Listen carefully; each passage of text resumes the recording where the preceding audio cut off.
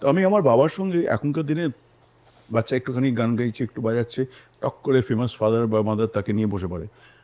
আমার বাবা আর আমি প্রথমবার একসঙ্গে বাজিয়েছিলাম আমার 33 বছর বয়সে। সেটাও বাবাকে বলেছিল এসে যে অর্গানাইজার, যে ও তখন নামডাক খুব ভালো বাজাচ্ছে, বছর রবিশঙ্করজির সঙ্গে বাজাচ্ছে, আপনার সঙ্গে একটা ডুয়েট করুন।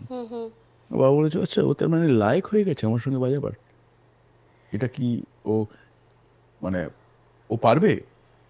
এটা মানে অবজেক্টিভলি কথা হচ্ছে, আমি কিন্তু ওখানে দাঁড়িয়ে আছি, এখানে দাঁড়িয়ে আছি। কনসার্টে পর্দাটা ঠিক খোলার আগে বললো, শোন তুই তুই আমি আমি, এখন আমি তোর বাবা নই, নিজেরটা দেখে নে। আর তখন বাবা ইজ এ বিগ স্টার। স্ক্রিনটা খুললো, একটা তবলায় চাটি মারলো, সেই চাটিটা ভারতবর্ষে কোনোদিন কারো হয়নি, ওই লেভেলের চাটি। সেটা মারাতেই হুড়মুড়িয়ে হাততালি পড়ে গেল, আর আমার কনফিডেন্সটা তো